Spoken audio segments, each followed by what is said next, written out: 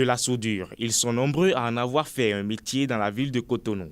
Pour la plupart, la notion de soudure reste la même, à une différence près sur les chantiers de construction de bâtiments. Quand on parle de soudure, ce n'est pas différent de ce que les autres font en ville. Ce n'est pas différent. Seulement que ici, nous sommes en train de faire de la soudure à l'arc.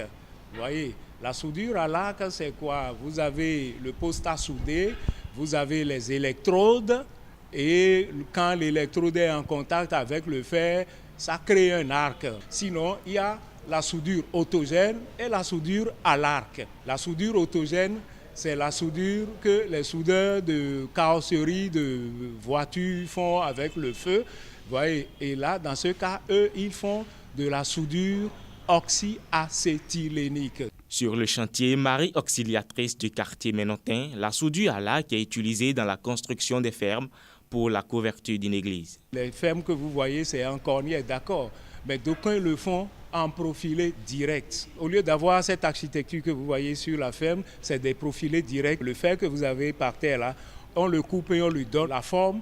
Et puis, bon, ça s'arrête là. Il n'y a pas des traverses, des diagonales et des montants dedans pour pouvoir sortir la forme réelle de la charpente. Pour ce genre de travail, le soudeur doit disposer de certains matériels indispensables. Il n'est pas pour autant à l'abri des risques. Nous avons un poste à souder puissant, une perceuse à colonne.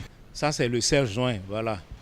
C'est un outil très efficace pour relier, tirer deux fers. Nous avons parlé des électrodes tout à l'heure, voilà. Ça, c'est les basiques. C'est comme ça se présente.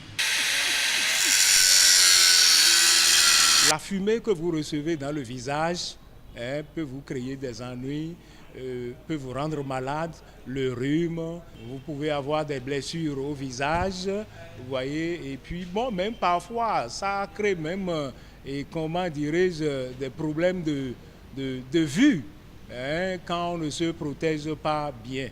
Il faut donc répondre à des exigences pour échapper aux conséquences de la construction métallique.